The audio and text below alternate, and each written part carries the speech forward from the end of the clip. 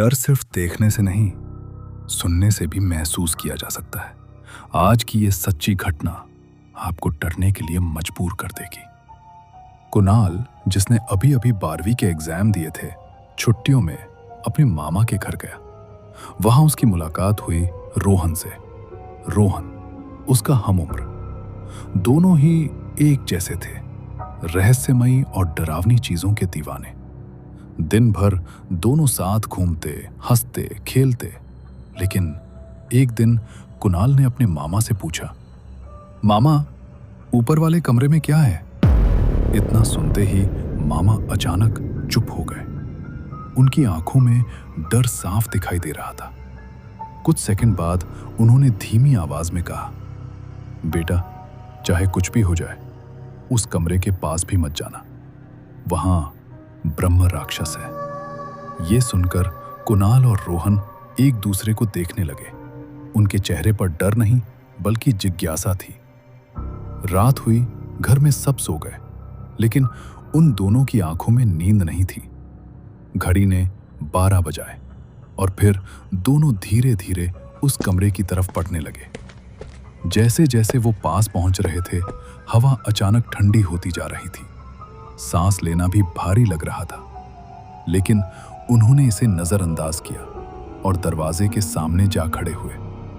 जैसे ही उनकी नजर दरवाजे पर पड़ी, उनके होश उड़ गए। दरवाजे पर सैकड़ों धागे बंधे थे, माला लटकी हुई थी और बीच में एक बड़ा सा त्रिशूल टंगा हुआ था। दरवाजे पर खून जैसे लाल रंग से एक मंत्र लिखा हुआ था। कुणाल ने कांपती आवाज में उस मंत्र को पढ़ना शुरू किया, लेकिन तभी उसे महसूस हुआ कोई और भी वही मंत्र दोहरा रहा है। आवाज उसके कान के पास थी।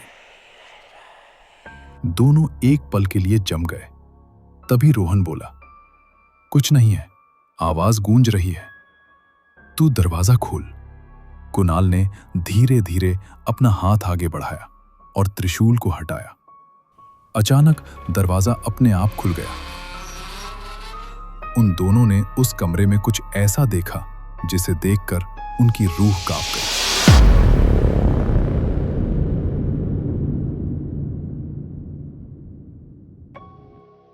दरवाजा अपने आप धीरे धीरे खुल गया। कुणाल और रोहन कुछ सेकंड तक वहीं खड़े रहे। फिर हिम्मत करके वो दोनों उस कमरे के अंदर चले गए। अंदर पूरा कमरा अंधेरे में डूबा हुआ था। ऐसा लग रहा था जैसे रोशनी वहां आने से डर रही हो। तभी उनकी नजर सामने पड़ी। एक पुराने संदूक पर। उस अंधेरे कमरे में सिर्फ उसी संदूक पर हल्की सी रोशनी पड़ रही थी। दोनों धीरे धीरे उसके पास गए। जिज्ञासा अब डर से भी बड़ी हो चुकी थी और फिर उन्होंने वो संदूक खोल दिया। अंदर एक पुरानी किताब रखी थी जिस पर कुछ अजीब रहस्यमयी शब्द लिखे हुए थे। कुणाल ने कांपती आवाज में उन शब्दों को पढ़ना शुरू किया, लेकिन तभी उसे फिर वही आवाज सुनाई दी। इस बार वो आवाज बहुत साफ थी। ऐसा लग रहा था कोई उसके बिल्कुल पीछे खड़ा होकर वही मंत्र दोहरा रहा है। कुणाल और रोहन घबरा गए। उन्होंने सोचा यहां रुकना ठीक नहीं है, और जैसे ही वो पीछे मुड़े, किसी ने उनका हाथ पकड़ लिया। दोनों की रूह कांप गई। उन्होंने जैसे ही पीछे देखा, वहां न कोई संदूक था, न कोई किताब। वहां सिर्फ एक पुरानी कुर्सी थी और उस कुर्सी पर कोई सिर झुकाए बैठा हुआ था। कुणाल और रोहन इतने डर चुके थे कि वो हिल भी नहीं पा रहे थे। तभी कुणाल ने पूरी ताकत लगाकर रोहन को धक्का दिया। भाग रोहन, किसी को बुला। लेकिन रोहन वहीं खड़ा रहा और धीरे धीरे कुणाल की घूरने तरफ घूरने लगा। कुणाल ने फिर कहा, रोहन भाग। लेकिन इस बार रोहन ने जो जवाब दिया वो उसकी आवाज नहीं थी। तुम्हें यहां नहीं आना चाहिए था। और फिर वो जोर जोर से हंसने लगा। उसकी हंसी धीरे धीरे बदलने लगी। अब वो जैसी नहीं थी। कुणाल समझ चुका था वो बहुत बड़ी मुसीबत में फंस चुका है।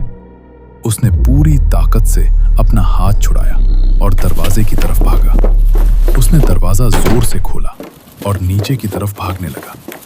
पीछे से रोहन की हंसी और तेज होती जा रही थी। उसकी आवाज अब पूरी तरह बदल चुकी थी। कुणाल भागता ही जा रहा था, लेकिन कुछ देर बाद उसने देखा वो फिर से उसी कमरे के सामने खड़ा है। उसका दिल जैसे रुक गया।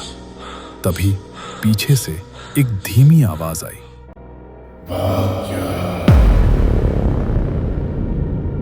कुणाल ने धीरे धीरे पीछे मुड़कर देखा और वहां रोहन खड़ा था, लेकिन उसकी आंखें लाल चमक रही थीं।